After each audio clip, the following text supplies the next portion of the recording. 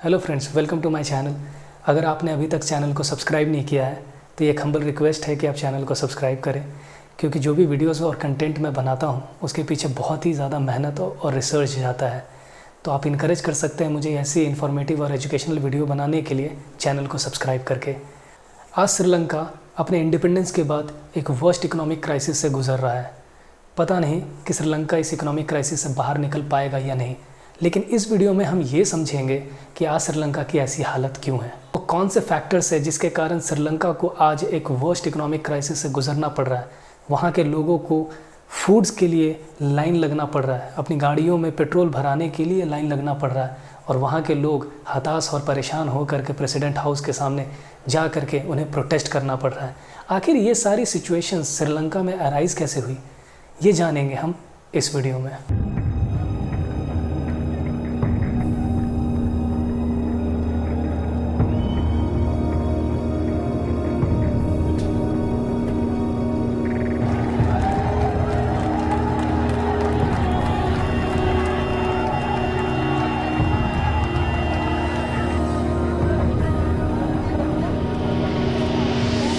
श्रीलंका की आज की सिचुएशन को समझने के लिए आपको कुछ इकोनॉमिकल टर्म समझने ज़रूरी हैं। बैलेंस ऑफ पेमेंट, क्योंकि आज Sri Lanka balance of payment crisis से गुजर रही थी, जो इंडिया भी एक टाइम पे बैलेंस ऑफ पेमेंट क्राइसिस से गुजर रही थी 1991 में।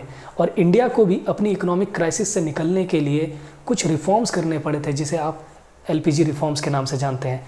अब देखना यह है कि क्या श्रीलंका कुछ ऐसी इकोनॉमिक रिफॉर्म करती है और इस सिचुएशन से बाहर निकलती है या नहीं। लेकिन तब तक के लिए आपको बस ये समझना है कि आज जो श्रीलंका में क्राइसिस है उसे हम बैलेंस ऑफ पेमेंट क्राइसिस कह रहे हैं। बेस्ड है कि बैलेंस ऑफ पेमेंट होता क्या है।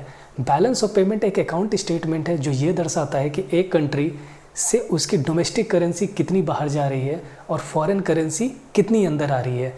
फॉर एग्जांपल, लाइक एक कंट्री अगर एक्सपोर्ट करती है तो जब सामान एक्सपोर्ट करती है तो फॉरेन करेंसी हमारे पास आती है, और जब एक कंट्री इंपोर्ट करती है तो वो अपनी करेंसी को यूज़ करके उन प्रोडक्ट्स को इंपोर्ट करती है। तो पूरे फाइनेंशियल ईयर में जब इन्हीं को एक स्टेटमेंट के रूप में दर्शाया जाता है तो उसे हम बैलेंस ऑफ पेमेंट कहते हैं। तो आपने बैलेंस ऑफ पेमेंट तो समझा, लेकिन बैलेंस ऑफ पेमेंट की क्राइसिस क्या होती है। बैलेंस ऑफ पेमेंट की क्राइसिस को समझने के लिए आपको ये समझना पड़ेगा कि फॉरेन एक्सचेंज रिजर्व क्या होता है। हर कंट्री की जो सेंट्रल बैंक होती है वो एक रिजर्व फंड इस्टेब्लिश करती है, जिसमें फॉरेन की currencies, for example dollar, pound, Euros, ये वहाँ पे जमा होती है। और किसी कंट्री की फॉरेन एक्सचेंज रिजर्व बहुत ज़्यादा मजबूत है तो वो रिप्रेजेंट करती है कि उनकी इकोनॉमी जो है वो बहुत ही ज़्यादा स्टेबल है और वो बहुत ज़्यादा पावरफुल भी है। अब ये फॉरेन रिजर्व ज़रूरी क्यों है किसी भी कंट्री के सेंट्रल बैंक को इस्टेब्लिश करना। फॉरेन करेंसी इसलिए ज़रूरी है, फॉर एग्ज़ाम्पल अगर हमें अमेरिका से आईफोन ख़रीदना है तो कंट्री को डॉलर्स में पेमेंट करने पड़ेंगे अमेरिकन कंपनी एप्पल को। किसी प्रोडक्ट को एक्सपोर्ट करना है तो सिमिलरली सामने वाली कंट्री को हमारी करेंसी में उसे पेमेंट करना पड़ेगा। इसलिए हर कंट्री के लिए ज़रूरी हो जाता है कि एक फ़ॉरेन एक्सचेंज को रिज़र्व करना। अब आप ये सोच रहे होंगे कि किसी कंट्री की फ़ॉरेन एक्सचेंज रिज़र्व में, फॉर एग्जांपल इंडिया की फ़ॉरेन एक्सचेंज रिज़र्व में, क्या उन सभी देशों की करेंसी उसमें जमा होती है? नहीं, ऐसा नहीं है। हर कंट्री ये प्रेफर करती है जो स्ट्रॉन्ग करेंसीज है लाइक डॉलर, पाउंड, यूरोस, अपने फॉरेन एक्सचेंज रिजर्व में उनको रखना, क्योंकि वो इजीली एक्सेप्टेबल होती है सभी कंट्रीज़ के लिए। अगर आपने फॉरेन एक्सचेंज रिजर्व समझ लिया तो आप ये भी समझ सकते हैं कि बैलेंस ऑफ पेमेंट क्राइसिस क्या होता है। जब कभी भी किसी भी कंट्री की फॉरेन एक्सचेंज रिजर्व धीरे धीरे करके डिप्लीट होने लग जाती है, मतलब उस कंट्री की फॉरेन एक्सचेंज रिजर्व में फॉरेन करेंसी होता ही नहीं है, तब बैलेंस ऑफ पेमेंट की क्राइसिस अराइज होती है। इसी को फुलफिल करने के लिए इंडिया ने 1991 में गोल्ड को रख करके फॉरेन करेंसीज को एक्वायर किया अपने फॉरेन एक्सचेंज रिजर्व में रखने के लिए, जिससे वो क्या कर सके, इंपोर्ट कर सके उन सभी प्रोडक्ट्स को जो हमारे कंट्रीज़ के लिए बहुत ज़्यादा ज़रूरी होती है।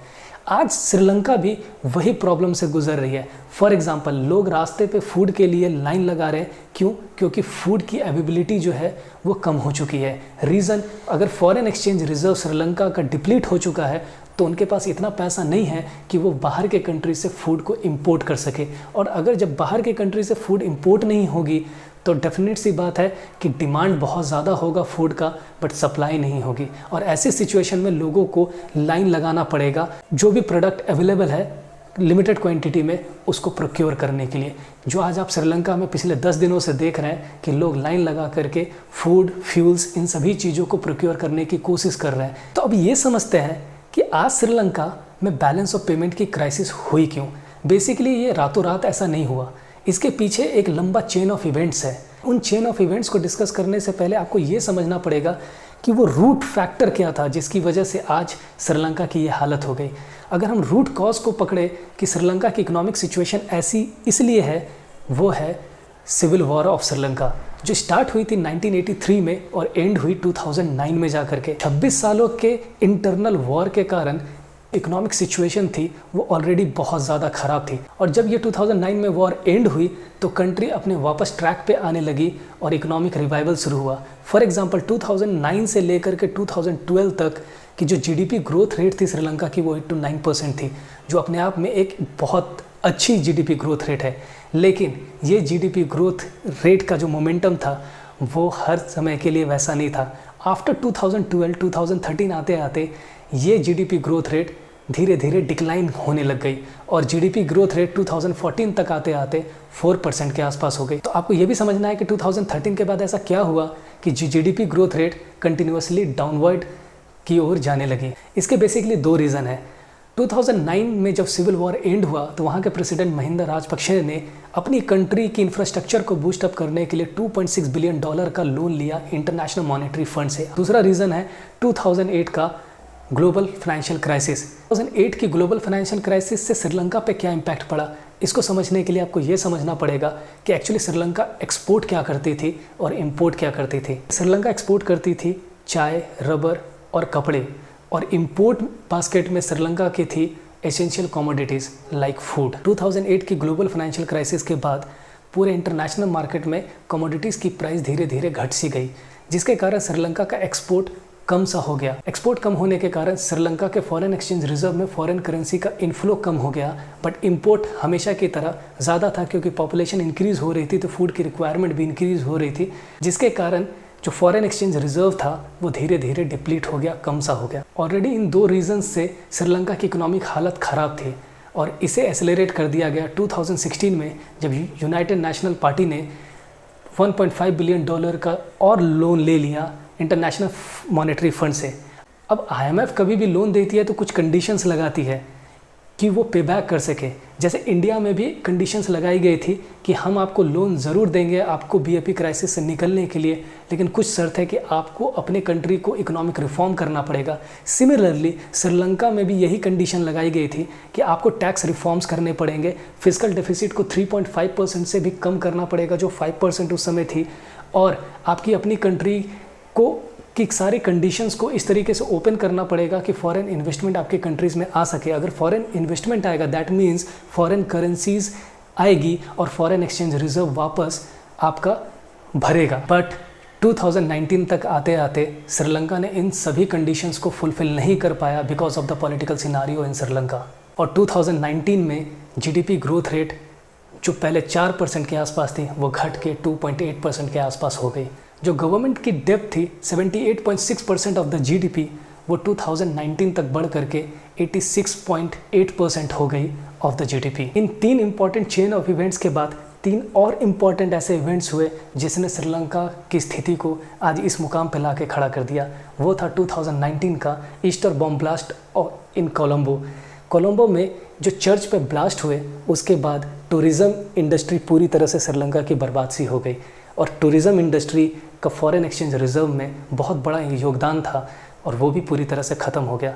एंड देन 2020 में कोविड-19 पैंडेमिक जिसने पूरे अर्थव्यवस्था को हिला करके रख दिया। तीसरा, गवर्नमेंट चेंज हो गई श्रीलंका में। गोटाबया राजपक्षे जो महिंदा राजपक्षे के भाई थे वो पावर में आए और उन्होंने अपनी जो पोल प्रोमिसेस थी उसको फुलफ़िल करने के लिए केमिकल फर्टिलाइजेशन पे बैन कर दिया, जो एक सेटबैक था पूरे श्रीलंका की इकोनॉमी के लिए। केमिकल फर्टिलाइज़र के इस्तेमाल होने से श्रीलंका में बहुत ज़्यादा एग्रीकल्चर प्रोडक्शन होता था, वो भी लिमिटेड था क्योंकि इंपोर्ट्स पे हमेशा डिपेंडेंट रहना पड़ा श्रीलंका को, और केमिकल फर्टिलाइजेशन के बैन के कारण फूड की शॉर्टेज हो गई।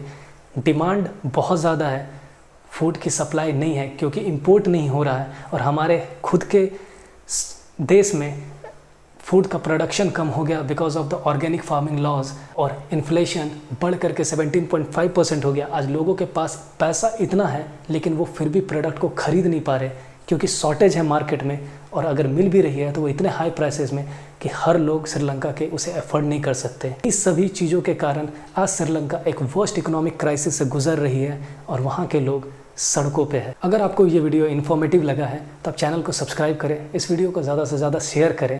मिलते हैं नेक्स्ट वीडियो में। जय हिंद।